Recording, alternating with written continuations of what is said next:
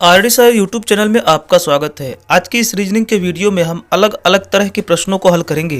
तो बिना समय गवाए वीडियो को शुरू करते हैं। यहाँ पर पहला प्रश्न दिया गया है, दिए गए समुच्चय के आधार पर सही सही विकल्प का चयन करें। सही सही दो बार हो गया है, मतलब एक ही बार सही रहेगा कि सही विकल्प का चयन करें। तो आपको यहाँ पर समुच्चय दिख रहा है, इसके आधार पर यहाँ पर कौन सा विकल्प सही है, यानी कि जो संबंध इसमें है वही संबंध इसमें है और वही संबंध इन चारों ऑप्शन में किसी एक श्रृंखला में है। 12 12 12 लिखा गया है, 25 25 25 लिखा गया है। तो क्या इस टाइप का कोई विकल्प दिख रहा है? तो ऐसा नहीं है। तो फिर क्या लॉजिक है? यदि हम इन दोनों को जोड़ दें तो कितना होगा? 12 12 24 हो जाएगा और इसका आधा कर दे तो ये बीच वाला 12 आ जाएगा।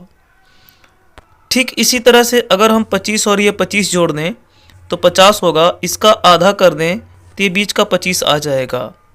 इसी लॉजिक पे देखते हैं कौन सा आता है। अगर 16 और 8 को जोड़ दें तो 24 हो जाएगा और अगर हम 24 का आधा करेंगे तो 12 होगा, जो कि बीच में नहीं है। तो ये ऑप्शन हमारा गलत है।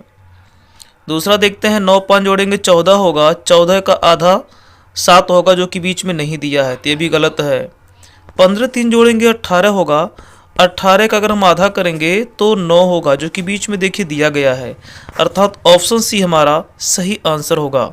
बढ़ते अपने अगले क्वेश्चन की ओर। दिए गए समुच्चय के आधार पर सही विकल्प का चयन कीजिए। यहाँ पर हमें सही विकल्प का चयन करना है और यहाँ पर हल समुच्चय दिया गया है। जो संबंध इसमें है वही संबंध इस विकल्प में किसी एक से है। ये क्वेश्चन पिछले वाले क्वेश्चन की तरह ही है, पर इसमें लॉजिक अलग है। जरूरी नहीं कि एक ही लॉजिक एक ही टाइप के प्रश्न में हुआ करते हों। अगर हम इसमें 13 और 3 का गुणा करें तो कितना होगा? 39 होगा। 39 में से अगर ये बीच का 9 घटा दें तो कितना आ जाएगा? 40। तो देखते हैं क्या 40 ऐसे इसमें भी बनता है।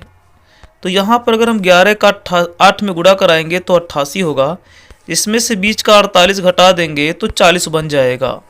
देखिए इसमें भी 40 इस तरह बन रहा है और इसमें भी 40 बन रहा है। कैसे हो रहा है? हमें सबसे आगे और सबसे पीछे का गुणा करा के बीच वाला घटा देना है। तो इससे जो आंसर आएगा वो 40 आ रहा है। दोनों में 40 आ रहा है, इसमें भी आ रहा है और इसमें भी। देखते हैं 40 किस ऑप्शन में आएगा। अगर हम 25 से 1 का गुणा कराएं तो 25 होगा, 8 घटाएंगे तो 40 नहीं बनेगा। 35 9 का गुणा कराएं और 1 घटाएं तो भी 40 यहाँ नहीं बनेगा। 56 और 3 का गुणा कराएं और फिर उसमें से हम 9 को घटाएं तो 40 यहाँ भी नहीं बनेगा। अगर 68 और 1 का गुणा कराएं तो 68 होगा, बीच का 28 अगर घटा देंगे तो 40 यहाँ बन जाएगा। इस तरह से हम देख रहे हैं हमारा डी ऑप्शन सही जा रहा है, क्योंकि इसमें भी वही लॉजिक है जो इन सब में है। कहता है यदि किसी कूट भाषा में HUMANS को UAHMNS लिखा जाए तो HIMANS HU को क्या लिखा जाएगा? तो जिस तरह से इसका ये लिखा गया उसी तरह से हम इस शब्द का लिखेंगे और सही आंसर हमारा इसमें से मिलेगा। देखते हैं HUMANS को UAHMNS लिखा गया है। अगर आप ध्यान देंगे तो इसमें 2 स्वर आ रहे हैं, एक U है और एक A है, और इन दोनों स्वरों को एक साथ देखिए लिखा गया है। बाकी HMNS जो कि स्वर नहीं व्यंजन है उनको एक साथ लिखा गया है। अर्थात स्वरों को एक साथ लिखा जाएगा, व्यंजनों को एक साथ लिखा जाएगा।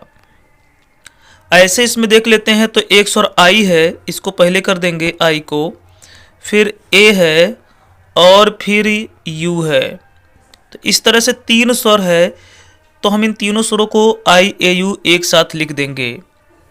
और फिर इसके बाद हम पहला व्यंजक यानी H लिखेंगे, दूसरा यम लिखेंगे, फिर यन लिखेंगे, S लिखेंगे, फिर से H लिखेंगे। IAU HMNS H तो आपका देखिए तीसरे ऑप्शन में दिया है।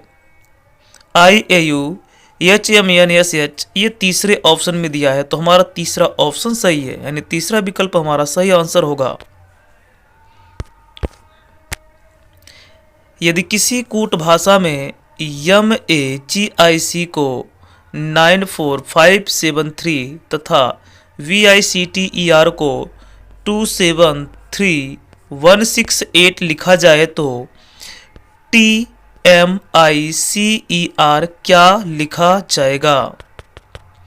तो इसके लिए हम लॉजिक देखेंगे। MAGIC को इतना लिखा गया है, VICTER को इतना लिखा गया, तो TMICER को क्या लिख सकते हैं? तो हमें क्या करना है, जैसे यहाँ पे सबसे पहले T आया है, T का कोड क्या है वो हम बाकी दिए गए शब्दों से देखेंगे। T किस में है, तो इसमें तो नहीं दिख रहा है, इसमें देखिए आपको T दिख रहा है, और T आगे से चौथे नंबर पर है, तो आगे से चौथे नंबर पर हम देखते हैं इसमें से कौन सा अंक आएगा, तो 1 आएगा। आगे से चौथे नंबर पर आ रहा 1, इसका मतलब है कि यहाँ पर 1 रहेगा। ठीक है, तो हम यहाँ पर 1 लिख देते हैं। T का कोड 1 है। M का कोड देखेंगे तो यहाँ M सबसे पहले है और यहाँ सबसे पहले 9 है, तो M का कोड क्या हो जाएगा, 9 हो जाएगा। I का कोड क्या है, तो I यहाँ से देखिए दूसरे नंबर पे है आगे से, तो यहाँ दूसरे नंबर पर देखिए 7 आ रहा है, तो इस तरह से इसका कोड हो जाएगा 7। I का कोड क्या हो जाएगा, 7 हो जाएगा। C का कोड क्या होगा, तो C दिख कहाँ रहा है आपको, आगे से तीसरे नंबर पर यहाँ पर दिख रहा है C, तो आगे से तीसरे नंबर पर यहाँ पर 3 है, तो इसका कोड 3 बनेगा। E का कोड क्या है, तो E देखिए यहीं पे दिख रहा है, पीछे से दूसरे नंबर पर, यहाँ पीछे से दूसरे नंबर पर 6 है। R का कोड क्या बनेगा, तो यहाँ लास्ट में R है और यहाँ लास्ट में 8 है, तो यहाँ 8 हो जाएगा। तो 197368 ये कहाँ दिख रहा है, 19 देखिए यहाँ 2 मिला D ऑप्शन में, 73 तो यहाँ 73 नहीं मिला, यहाँ देखिए B ऑप्शन में मिल रहा है 1973, तो 19736868, तो इस तरह से हमारा तीसरा वाला ऑप्शन बिल्कुल सही जा रहा है। यहाँ पर कहा है कि दी गई आकृति में कुल कितने त्रिभुज हैं। यहाँ पर हमें त्रिभुज कितने हैं इसको गिनना है। तो आकृति आपके सामने है और आप यहाँ पर देख के बताइए कि कितने त्रिभुज हैं। अगर देखा जाए तो एक बड़ा सा त्रिभुज ये बना और एक बड़ा सा त्रिभुज ये बना।